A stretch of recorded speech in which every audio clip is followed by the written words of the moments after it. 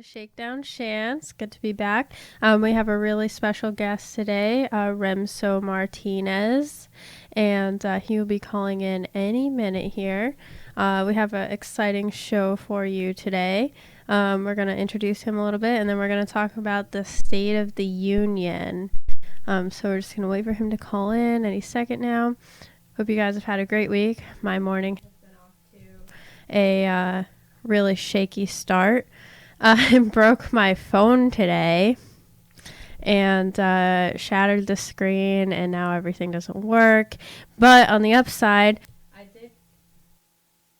I went to the Pinewood Derby for Cub Scouts, and Noah did really well. His car was pretty fast. He came in second and third place a lot.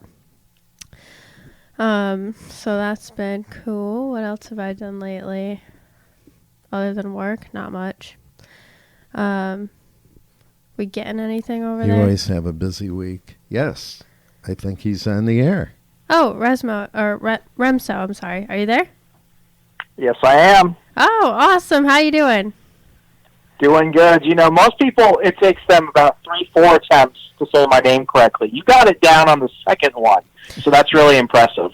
Well, thank you, because for a few times when I wrote down the guest list of everyone that responded to my post, I kept writing Resmo, and I had the S and the M mixed up, and then I realized before I put it on a post out on Instagram and Facebook that you were going to be on, that it was Remso, and I'm like, oh, I wrote it down in my notes wrong everywhere.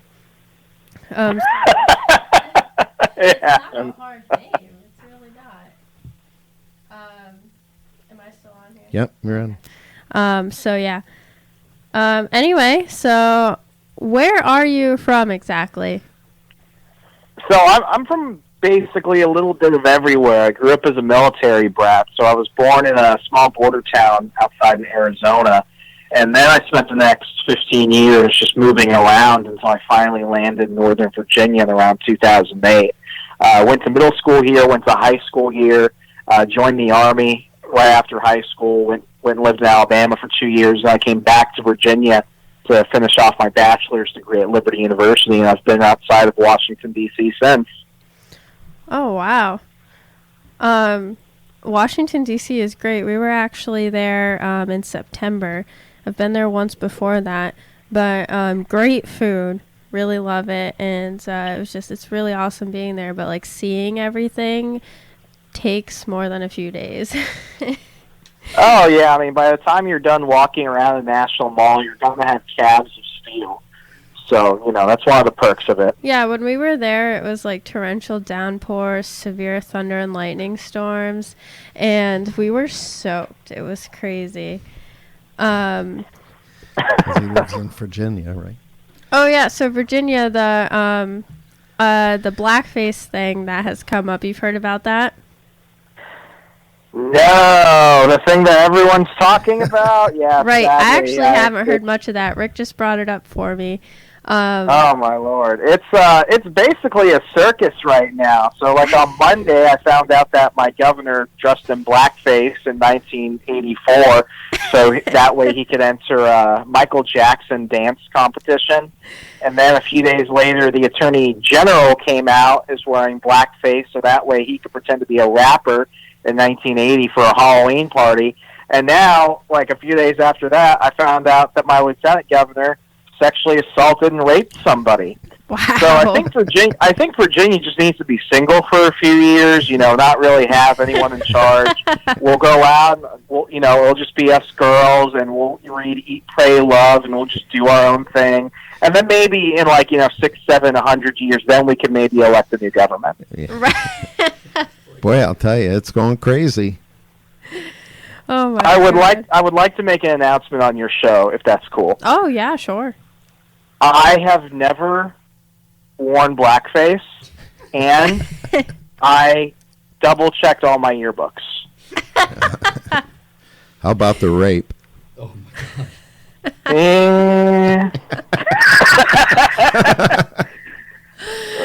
Oh God. my God. Oh yeah, Virginia. I actually have a friend that lives in Virginia, and I want to go visit her, but I think I should hold off a little bit on that if it's a circus.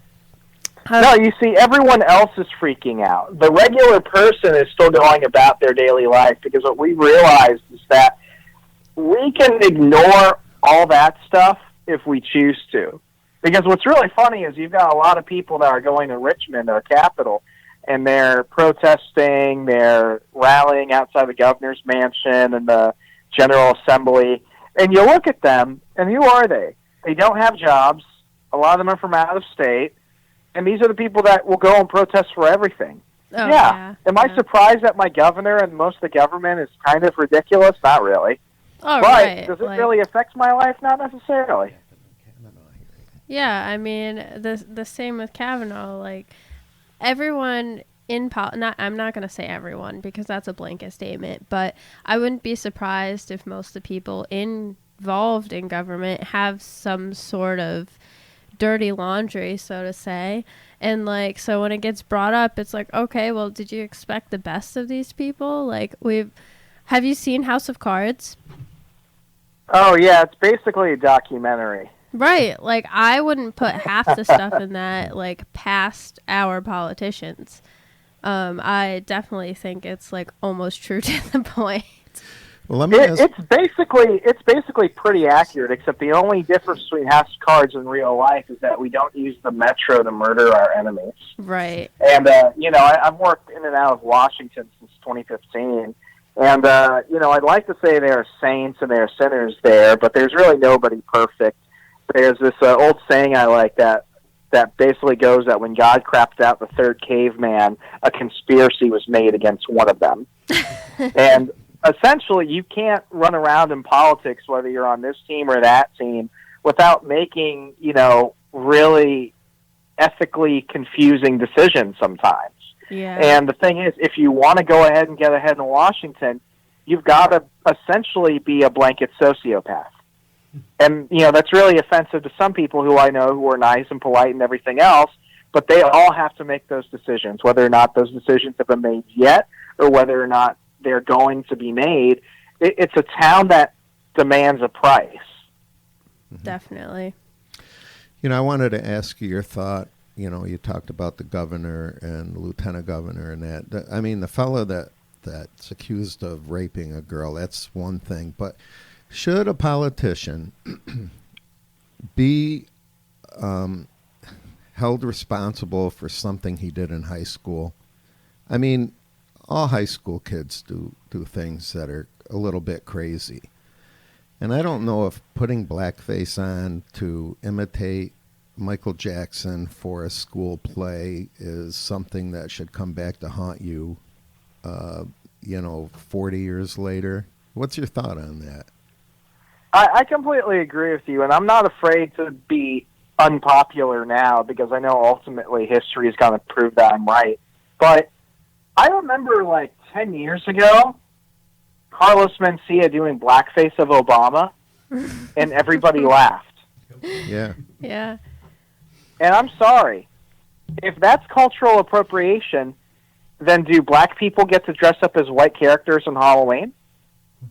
Right. I dressed up as Bernie Sanders my junior year of college with a, crackhead wig and everything. That's hilarious.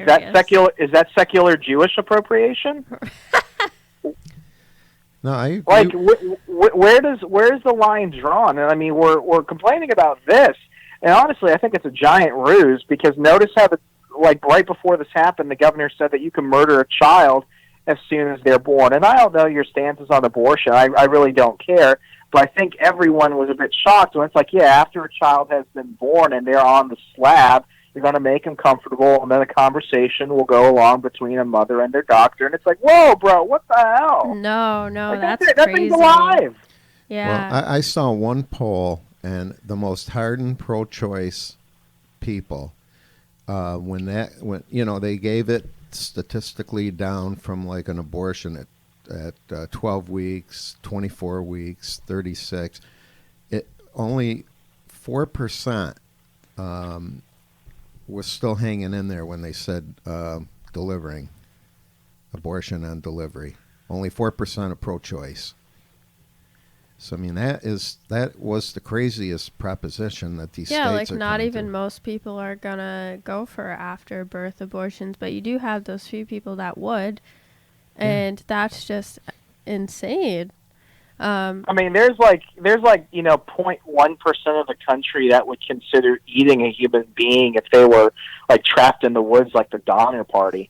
But it's still really funny because this happens, and now we're complaining about the whole blackface thing. And I've known of Ralph Northam since 2013 when he ran for lieutenant governor. And the thing is, like, I don't understand why everyone thinks now of all times that he's a racist. I did not vote for Ralph Northam. I don't really like Ralph Northam, but I know what Ralph Northam has done as a representative when he was a state senator. I know how he was as lieutenant governor, and I've seen what he's done as governor of Virginia. I don't understand how anyone can look at this dude of all people and say Ralph Northam's a hardcore racist. I just don't believe it, and I don't see it because no one's given any actual proof. Right. Like, it even then it doesn't bother me. What bothers me is when a man has been accused of sexual assault and rape. And, I'm not going to jump on Justin Fairfax because at this point I think that we need evidence. I think that he should be treated innocent until proven guilty. Because what if they're lying? Right. We don't know that. And if they have proof, if they have witnesses, if they have people that can corroborate their stories, then I'll probably change my mind. But this lynch mob behavior is disgusting. Yeah, it's like Frankenstein behavior, to be honest. I mean, like we said with Kavanaugh, we're treating him as guilty and proven innocent, and it's completely opposite of what our country was founded on, is innocent until proven guilty. I'm sorry that there's not enough evidence to prove this kind of stuff, but it's so long ago, and if you wanted a fair trial, if you truly believe you are telling the truth, like, you should have brought this up years ago. Yeah, I think in our country, and it's getting worse all the time, there's not fair and equitable, a law that's given to people. I mean, it's more visible in politics. I think, they arrested Roger Stone for lying to Congress, and he turned over 36,000 emails, and now he was arrested. Hillary Clinton destroyed 300-some thousand emails, acid-washed her hard drive, and those emails were subpoenaed by Congress, and nothing happens to her. So I think there's equal injustice now, and it just seems to be getting worse. Mm-hmm. Absolutely, and I mean, I think most of our cases and our trials and these big situations, I think before they ever see a day in court, they're ultimately solved in the court of public opinion. And I mean, I don't necessarily think this is a recent thing. I think this has been going on since maybe at least the O.J. Simpson trial. Definitely. Because here you have a case which was originally about a double homicide, and the case ultimately became an issue of racism amongst the LAPD. Yeah. And it's like the whole, murder part of it. Ron Goldman and Nicole Brown system, they became footnotes in their own trial. Mm-hmm. After you had Johnny Cochran and Robert Kardashian and Robert Shapiro, after they went ahead and politicized the whole thing. And that's what we do now. I mean, that's why you have people like Casey Anthony, who murdered her child in Florida about 7 years ago. They get off. And then you have the whole thing with Hillary Clinton, like you said, and all these other situations. The court of public opinion ultimately matters, because you could do the right thing, but there are people that are afraid to say things on TV because then you might get a mob outside your house, like what happened with Tucker Carlson. Yeah. Everyone has to destroy everyone else in order to essentially save their own skin. Because if you're not willing to basically destroy someone's reputation, it's almost like you're complicit in these crimes and even these thought crimes. So I kind of wanted to get back to like the where you're from issue. So you said you were moved around a lot because you were in the military, and yeah, my father. Well, yeah. So your father was in the military, and so then you joined the military, right? Uh-huh. And so I was wondering if the military helped sway you to your libertarian views. I mean, it did and it didn't. I try and keep those parts of my life rather separate, but I'm glad you brought this up because I cover a lot of this information in my book, Stay Away from the Libertarians. And basically, I tell people that I started to realize that I was more of a libertarian around 2012 because I would describe myself as Mitt Romney's worst volunteer. You see, the 2012 election is coming by, and I knew I didn't like Obama, so obviously that meant that I had to like Mitt Romney. So I went ahead, and I needed some community service hours for school, so I went ahead and signed up to be a volunteer for Mitt Romney. But as I started seeing a lot of what Romney and Obama were debating over and what they were running on, I kind of looked at things, and I was like, those guys are kind of the same. So I was, in a really weird position because it's like I'm not really like this dude. I don't agree with a lot of what he's saying, and I know Obama sucks, but that doesn't mean this guy is great. So before I could knock on a single door or make a single phone call or do anything, I kind of ghosted them. I was kind of like a Tinder date that doesn't show up. That's kind of what happened because I started getting emails and phone calls like, Remso, where are you? Remso, where are you? Come on, man. And before I knew it, I got kind of lucky because Mitt Romney lost and like the entire local Republican Party set itself on fire. So they stopped stalking me after that. But I got this really interesting opportunity, like a few days before the election, to listen to Gary Johnson on the radio. And when he said he was running as a libertarian, I was like, well, what's he doing as a librarian? So go home, I Google libertarian, I start Googling these ideas. I'm like, wow, this is kind of like me. So I kind of put it in my back pocket. About a month after the election, there's a new club called the Young Conservatives Club. So me and a good friend of mine, Zed Sheikh, he happens to be a conservative Muslim of all things. He runs as my vice president. So here you have it. I thought we were the dream team of identity politics. You have a libertarian-ish Latino guy, and then you have a conservative Muslim guy running for the Young Conservatives Club. Well, I ended up losing to the guy who at the same time was the secretary for the Young Democrats at my school. And I lost by just a couple of votes. And when I looked at the people that showed up, and we had about 50, 60 people that showed up to vote, I asked them, it's like, guys, what's going on? Like, how could I lose to the guy that is the secretary of the Young Democrats? They're like, Remso, we like all this free market and constitutionalism stuff, but we want to win elections. And obviously none of these ideas work, or else Mitt Romney would have won it. I'm like, but Mitt Romney wasn't running on free markets or the Constitution. In fact, he was running against all of that.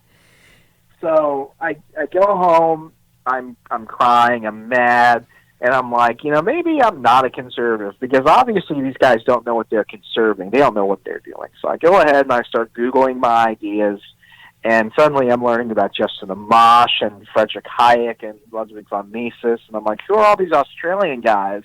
Later I realized that Austria and Australia are completely different. And from there it was just, through the looking glass. Life has been weird ever since. Yeah, the Google machine is a great thing. I had when it's not being evil. Right. Yes. I had like a light bulb moment too. I talked about it on my last show, how like I got brought into like these libertarian ideas. I'm like, what's this world? I've never heard of this. And like it aligned with what I was already basically thinking, and just never had a name for it, and like tried to fit it into either Democratic or Republican, and had no idea where I stood, and always thought I was like middle ground. And then I found this whole new world and was like, wow, this is amazing. Like, I have a place. There are other people that think the same way. We have a name. Like, it's great. And did a lot of learning. So I know you mentioned your book, and I have looked into it a little bit. I haven't read it yet, and I really want to, because I think that the name of your book is amazing. Stay Away from the Libertarians. The first time I heard that, I was like, this has got to be like satire or something. So I just I was wondering what your greatest accomplishments are. Like, does that fit into that? Oh, obviously. I mean, I know that this book is going to outlive me. So that's like the second greatest thing to immortality. But it gave me an opportunity to really contribute to the movement in a way. And the biggest thing about this book is I do try and come off as kind of like a comedian journalist in many things, because if people knew I was really serious about most of the things I said, I'd probably be in way worse trouble by now. But when it came to trying to express, why I am a libertarian, the best way to do that was to essentially tell my story and to tell the story of so many other people that the movement, it's not that the movement doesn't appreciate, but we kind of focus on the same folks from 10, 20, 30, 40 years ago. And what we imagine is that, it kind of stopped after the Ron Paul wave, and now we're all just kind of drifting. But the beautiful thing is that there are many great people and organizations that are doing really good things now. So I wanted to chronicle the modern libertarian movement essentially from 2012 to 2016. So it's that 4-year period of what I'm calling like the post-Ron Paul liberty movement and where it's going. And in order to do that, and in order to explain a lot of the history as to how we've gotten to where we are, I do talk about my story and where I've come. And, that's something that hasn't necessarily been done before. There's never really been a how I became a libertarian type of memoir book, but there hasn't been a concrete history of the modern libertarian movement, which has really changed a lot of American, political discussion. And apart from that, I'm pretty sure this is the only, nonfiction comedy about libertarians that's ever been written. And it's really funny. I self-published the book, which a lot of people were like, oh, no one's ever going to read it. But it was really funny when I was, hawking the book to publishers, because they're like, Remso, it sounds interesting, but you're talking about a group of people that nobody really likes, about a topic that no one's really interested in because they're burned out from politics, and you're writing it in a way which is sometimes a bit sarcastic. And I'm like, yeah, because if people aren't laughing, if people aren't engaged with the topic, if they're not entertained by the story, they're not going to learn anything from it. Right. And if I can make you laugh and learn something new by the end of the book, I'll have considered that my greatest accomplishment. Oh, no, yeah. How did you come up with the name for it? It was not my first idea. Let's put it that way. I had a whole list of a whole bunch of other names, but ultimately it came down to this. What was the biggest driving force of the book? What's the one thing that people have been telling me for years that I need to consider? Stay away from the libertarians. So I was thinking, okay, that's got to be like the gist of the book. That's the one thing that's pushing it forward. And I was crossing off all these other much, smarter titles and other stuff. I got to the point where I was like, it's people are going to look at this book and they're going to say, oh, don't read that, stay away from it. And I'm like, oh my God, why not just call it Stay Away from the Libertarians? It's simple, it's to the point, and I might get some people that think it's attacking libertarians and libertarian ideas who end up picking it up and having their whole minds changed. I was on another show back in August, and I sent a copy of the book to the host, and he was reading it at Chicago Airport. And there was this guy sitting across from him staring at him. So he looked up and he said, hey, can I help you? And the guy was like, that book, what's it called? And he's like, oh, it's called Stay Away from the Libertarians. So the guy went ahead and took a photo of the cover of the book, and, he was like, hey, so are you interested in it? He's like, well, I mean, my son, he might be a libertarian. And he's like, oh, that's interesting. And the father was like, yeah, I know. That's what I'm afraid of. When I saw the name, I immediately laughed, and I'm like, this is going to be good. I haven't read it yet, but I'm super excited to read it, and I think the cover is amazing. Thank you. You know who the monster is inspired by, right? Who? Bill Weld and Gary Johnson. So what do you expect from the Libertarian Party in the next election? I think that's my biggest question for you. Nothing. I'm sorry. That's like, I just want to be as blunt as possible. I really have, I don't have really any expectations for them. And I'm not saying that to be mean, but they haven't really given me anything to really go off of it. I think that they've learned a lot of really great lessons from 2016, but I think in terms of the long game, I don't necessarily think that the Libertarian Party is the vehicle that a lot of people imagined it to be. I don't necessarily think that we're going to have a drastic influence in the presidential race, but what I am hoping at least is perhaps we could get maybe a few more libertarians elected at the local level. I mean local, not even statewide, because when you look at the fantastic state senators and state representatives we had who switched to the Libertarian Party or who were elected nonpartisan races but then chose to be libertarians, they all got destroyed. I mean, we lost Laura Ebke. Larry Sharp came in like fourth in a two-man race. It's really kind of a sad state, and a lot of blood, sweat, and tears have been pumped into it. So I don't necessarily think that 2020 is going to be a good year for them. I'm just I'd like to be wrong. I'd be really happy if I were wrong, but I just feel like the time is too late for them to do anything major. Yeah, I think we're a few years out. I mean, we had Larry Sharp run here in New York, and I had high hopes, and they were crushed. But I mean, he did amazing things. I don't want to sound like I'm downgrading his contribution, but the system is rigged. Definitely, especially that's the thing, New York. And that's the thing I keep telling a lot of people. It's like libertarians are playing the game by the rules, and everyone else is playing to win. Mm-hmm. And when you're competing against somebody that's going to try and win no matter what, there's no way you can ever beat them. Right. And I mean, Larry Sharp is still going. I get notifications when I'm at work, and obviously I can't watch his live streams because I'm busy doing other things, so I can't be tuned into it the whole time.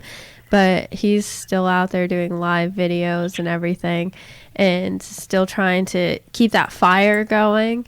And I think that's awesome that he didn't just like drop out after Cuomo crushed him.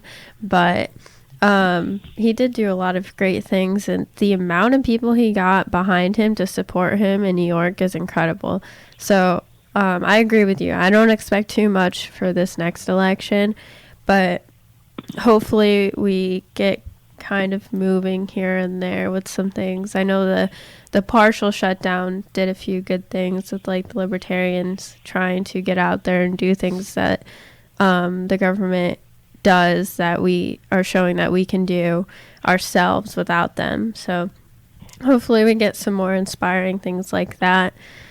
And even though I don't necessarily think that the Libertarian Party will be that much of a factor, I mean, libertarian issues are still on the ballot. We have Tulsi Gabbard, who's bringing a very Ron Paulish, non-interventionist foreign policy argument to the debate stage.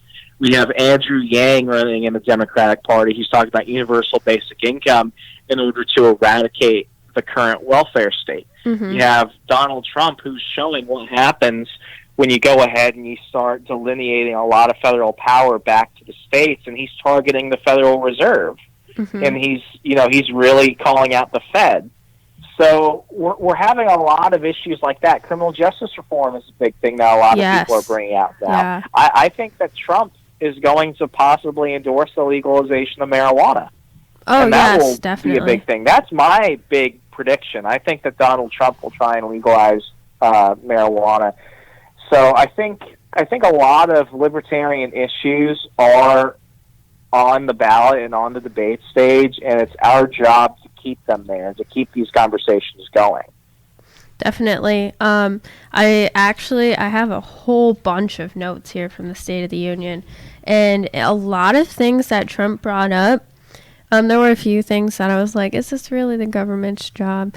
But a lot of the stuff he brought up was like libertarian language, libertarian ideas, and like especially getting out of wars that we haven't been winning and that are pointless and stuff like that.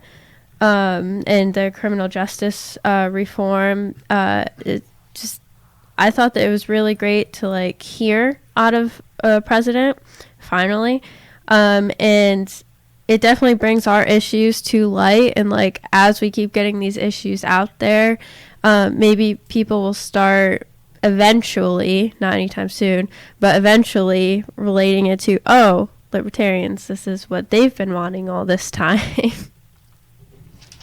Absolutely, and I think that's the long goal. I think what matters more is, do people believe that they prefer libertarian solutions, or do they just vote libertarian as a protest? Because I'd rather have a million new libertarian-thinking, libertarian-minded people than just another couple thousand registered libertarian voters. And I'm a bit of a political hoe. I'll just go ahead and admit that. I've been a Republican. I've been a Libertarian. I've been independent. I've jumped back and forth between campaigns. I was a campaign consultant, so obviously, I admit I sold myself out in some situations for a job.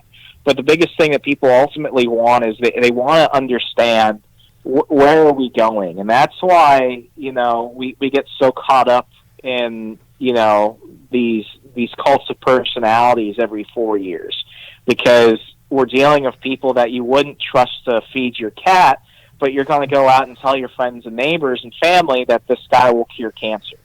Right. So I think the biggest problem isn't necessarily just getting people to change how they vote, but it's getting them to completely change how they think. Definitely. Can I say ho on a podcast? Is that wrong?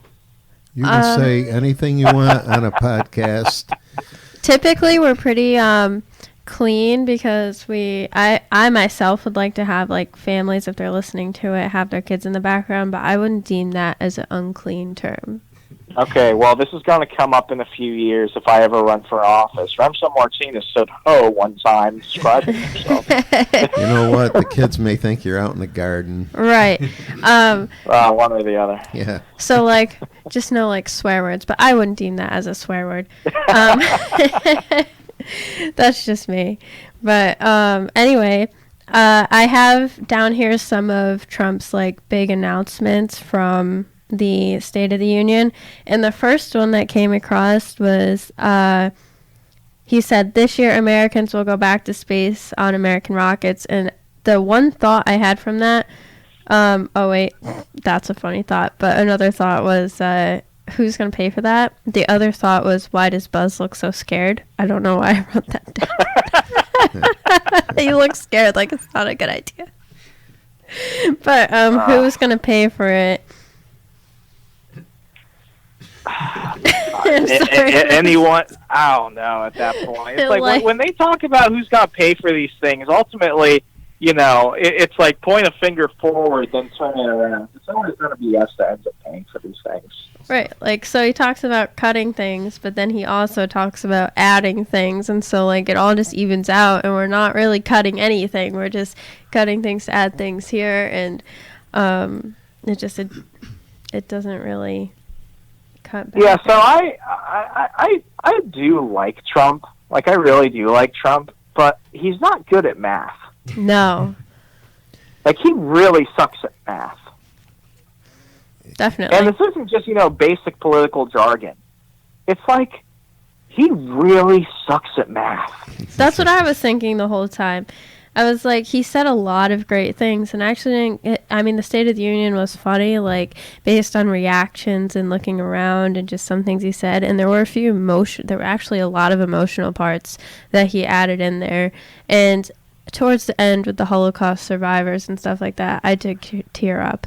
But a lot of the stuff he said, I found myself on board with, and some of the stuff I didn't. But overall, I was all right with the State of the Union. And but the biggest announcement that I didn't really agree with was the going back to space. Why is that an issue right now? Why do we need to go back to space? And he brought up the people that went and put the flag on the moon, and all I could think of was imperialism. Because space is freaking cool, Shannon. Get with the program. I know, space is cool, and I like the pictures, and I like the videos and the movies. Why don't you want to do cool things? I do. You know why? Because we're America. Right, but I want New York to not do late-term abortions, and I want New York to not have high taxes. So why is space an issue right now? We're going to the moon, and you can stay in New York. I don't want to. America's going back to the moon. You know why? Because it looks awesome. It costs a ton of money. It doesn't really do anything. It's kind of worthless, and we might accidentally leave somebody up there, with all these parents leaving their kids in hot cars. But at least it's going to look awesome. And then we'll make a movie about it. Yeah, but you know what? It's better than the Chinese. They went on the dark side of the moon and they can't see anything. So, I think only Pink Floyd's been there. That's all that matters. right. So I mean, with Trump in the State of the Union, I've been saying this for probably about a year now, but he's not a libertarian president. But no, libertarians have and will continue to benefit a lot from him because definitely. I wouldn't even call him a conservative. He's an anti-progressive, and in that, he's got to do a lot of stupid things. But he's got to do a lot of great things. Gas right now, where I'm at, gas is $1.99. A lot of Americans are going to get a lot of money back on their taxes. We're actually confronting a lot of issues about the bureaucratic state and the way Congress works, and we're actually having conversations about limiting executive authority. We're having conversations now, and we're doing things now that no one would have ever done. I like Ted Cruz and Rand Paul, but I don't think they would have ever criticized NATO. And now NATO, our NATO partners are putting, way more of their skin in the game for that. And regardless of what our opinion of NATO might be as libertarians, the fact that we're not subsidizing the armies of the world does mean a lot. And whether or not he's doing these things because he believes it or he's doing these things because he thinks that they make them popular, he's shedding a light on a lot of issues that no one will have ever been able to do, and I don't think any other president will be able to do after him. Unless we have President Kanye West, which I'm totally down for at this point. I'm not terribly against Kanye West. I'm pretty down with that. I think I've accepted it as a very likely possibility. It's better than Hillary Clinton. Yeah, and Kardashian is the first lady. Wow. Yeah, I mean, she's going for criminal justice reform, so. Yeah. But I really like Trump. I wish he wouldn't tweet so much. Yeah. But he's not the brightest on Twitter. But is anybody? But I think he figures that's how to get a message around, and everybody talks about it. Right. But he's not a politician, and I think that's what makes him so good. He wants to do what he thinks is right for the country, and he doesn't care who he ticks off because he's not a politician. No, definitely not. Oh man, I lost my thought. So when the State of the Union opened up, CNN, because I was watching on YouTube the CNN run version of it, which they didn't interfere with it as much as I thought they would. They only really did during the entrance and opening statement, and then they just let it go and didn't talk until the end of it, which it was an hour and 30 minutes long, hour 26. But so during the entrance, they were commentating like it was some sports kind of thing, and I found it to be weird. Kind of, it was this big elaborate entrance, shaking hands and everything. And they're like, oh, well, when the Democrats were in the Democrats, you would see them at the sides and shaking hands and all that, and now it's Republicans. Okay, yeah, thanks for pointing out the obvious. CNN makes me laugh all the time. But anyway, I was happy that they didn't interfere for the rest of it. I did like the close-up, or I did notice the close-ups of the big political players that everyone seems to know and talk about, like Elizabeth Warren, Alexandria Ocasio-Cortez. I can't remember who else. Kamala Harris. They close-up on her. I liked them showing the facial expressions and emotions of these big players, quote around that big players. Oh yeah, Martin Scorsese couldn't have directed that better. It was just good. Just not good, but it was hilarious just to see. And something I noticed that everybody probably noticed was all the women wearing the white jackets. And at first I had to look into that. I'm like, why are they all wearing white coats?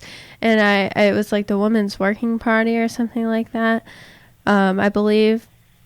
And it was just their whole group's reaction to everything that they had already decided. They weren't going to clap and make good expressions, but then sometimes Trump would say things that they agreed with, and so they would. And then, he totally turned the tide on them. I know. By he called them out. He owned them. Yeah, he was like, you weren't supposed to like that. And like you would see a few times, AOC would just like look around and be like, I don't want to stand up. Should I stand up? And like she'd be like the last one to stand up because she was trying to make such a statement there. And he was calling her out so hard. Like he was like, we're never going to be a socialist country, like looking right at her. And it was just such political theater. I found it comedical. What's the word for it? Comedic. I go to enough comedy shows. I should know this. This season of the Trump show is going to be so lit. Yeah. Oh yeah. Where's my something also that he brought up a lot was winning. That we need to be winning. And all I could think of was like, why does this seem like a sports game? It totally ties into like this team or that team, Democrat or Republican, like a football game. And it's crazy. Like this is the American mindset. It really showed like this is the mindset that we're in, that we have to pick a team. And like, so I didn't like that language. That was something I didn't like about the State of the Union, was the language of winning and losing. Do you think it was just, just the partisan angle of that, or do you think he was talking to something larger? Because when I heard that, I wasn't necessarily thinking, what the Republicans were winning and winning and winning. I think it was more talking to an American mindset. And I mean, I remember I was just in first grade in 9/11, but I remember, what things were like during the beginning of the Iraq War and the invasion of Afghanistan. Just this idea that America doesn't lose. America wins because we're winners. Right. And that's just who we are. And from, the latter end of the Bush years through Obama, we didn't win. So, during that speech, I don't necessarily think it was, it's just Republicans, it's just me. He said we a lot. We're going to win. I think it speaks to a broader portion of the country that just feels that regardless of where they are, they don't have anything to be proud of in terms of what their nation produces. It's awesome. You actually answered a question that I had. I actually circled a we. When I wrote down a quote, I circled we, and I was like, who is we? So that answered a good question that I wasn't coming up with the answer for. And especially with winning, like I think I was looking at it the wrong way, and I said, I put in a thought bubble, what does this mean? So thank you for that. But you see, Shannon, this is why we need to go back to the moon. Right. We're going to have some barbecues up there, and you know what? I don't eat golf. meat. It's going to be awesome. And we're going to be winning like no one's ever cared about before. We're going to be winning so much that we can go to the moon every day. Basically, eventually we're going to have President Kanye West on the moon. He's going to be holding meetings on the moon, and it's going to be so freaking awesome because we're winners.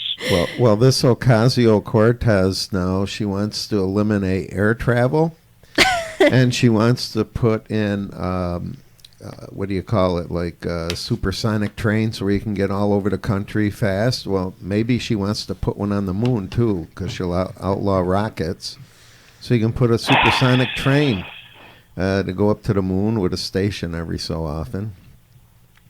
Yeah. I mean, perhaps. I don't know what's going through her mind, and I'm going to say something which might make me seem a bit sexist, but I believe in honesty. She's just sexy Bernie Sanders. I don't know why anyone takes what she says seriously. Yeah, and she's about as ugly as Bernie Sanders is, too. I'm sorry. I mean, she used to look pretty good, Shannon. but like right now, I mean, she doesn't look as good as she used to. But, I mean, she looks a lot better than Bernie Sanders. If I can take another minute of Shannon's time here, I just want to go back to what you said about what Shannon, and you were talking about the war, Afghanistan. Mm-hmm. And Syria. It's almost like, I mean, he promised to get us out of Afghanistan and Syria. He got elected president. I mean, and he's trying to fulfill what he said he would do. But I grew up in the Vietnam era. I mean, I was a teenager, and that war was fought since the late 50s. And nobody would get us out of it. We weren't winning.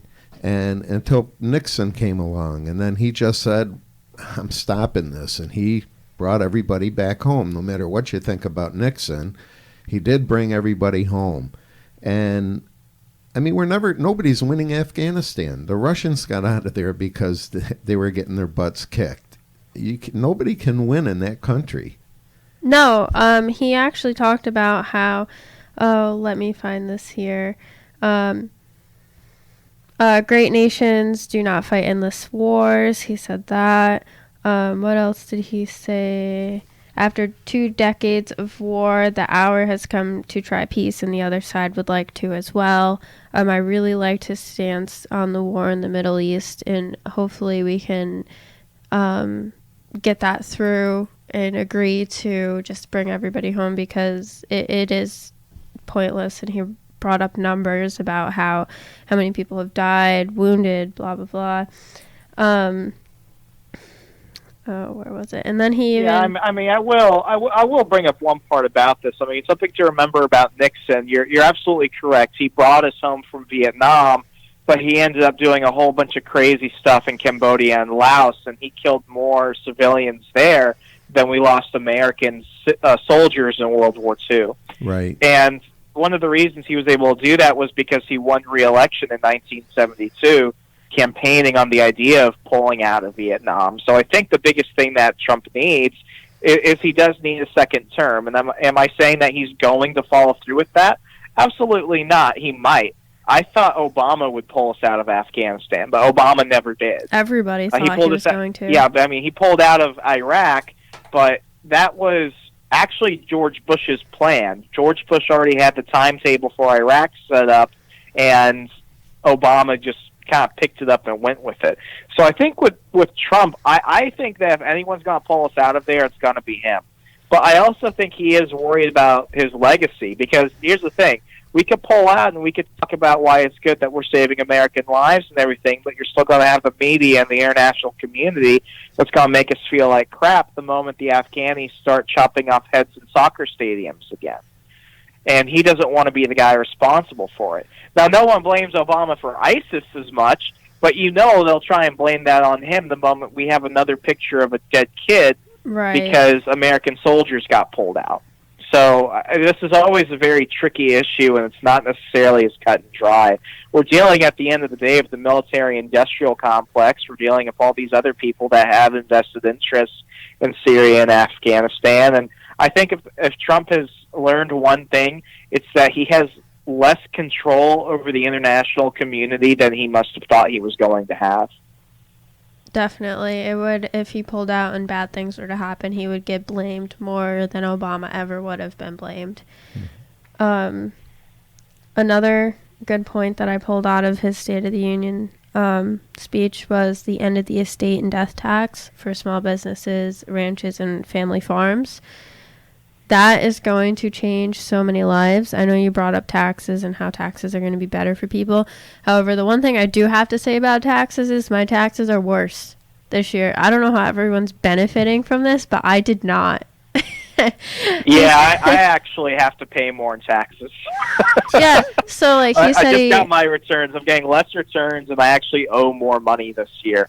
Because, I mean, the biggest thing was that, he changed the tax bracket, so all it really did was he shifted a lot of money around, so that way, people that weren't making much get to keep a little bit more, but, the middle class, I feel, is getting a little bit shafted when it comes to our taxes.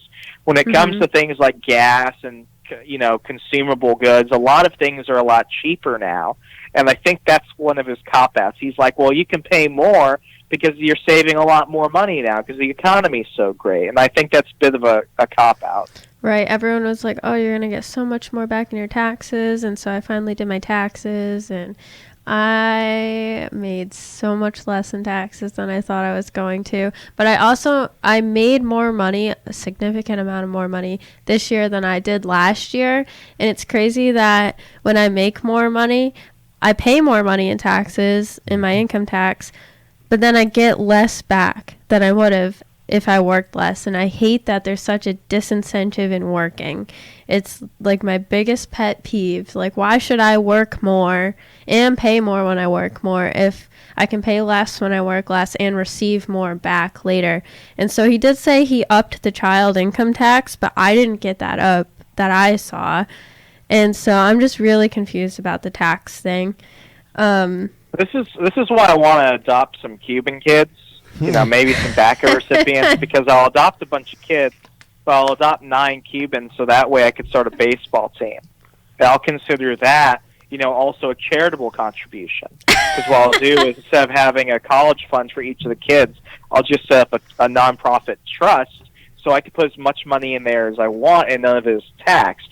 And then they go on and they're DACA recipients. So then they go on, they become famous baseball players, and then they have to feel bad for good old dad, and I still end up profiting from them. Right. But the better way to do it... You got to make the system work for you. Yeah, but you say Cubans. The better way to do it is to go down and anywhere in the Texas border, and you can get some Central Americans that are better baseball players than Cubans, and just put them in the back of your truck and come on home, and nobody will care. Anyone but Puerto Ricans. That's Puerto right. Ricans are overrated athletes, and I say that because I'm related to a bunch of them. So one of the last things I wanted to bring up was the immigration issue going on right now. How do you feel about the wall and the whole immigration situation? I think the wall is a bit of a distraction. Mm-hmm. I mean, we have to pay for it. So Trump saying that Mexico is going to pay for it's a lie. We have to pay for it. Secondly, it's going to be built on American land. You can't build it directly on the U.S.-Mexican border. That's just not going to happen. So he has to build it 12 to 16 miles inland, which doesn't really do much of anything, because if, let's say, a drone captures somebody in the U.S., all they have to do is say, we want asylum, and then we're bringing them over the wall anyway.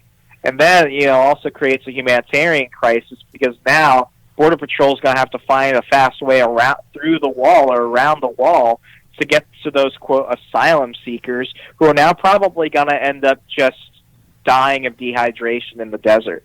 So I think the wall, it does have some cons to it, but ultimately I think it's going to really disincentivize people from breaking our laws to begin with. And ultimately, here's the thing: if your first act as a potential American is to break the law, I'm not really cool with that. And I know a lot of libertarians, they're very anti-state, but I'm not necessarily anti-government. I'm just anti-statism.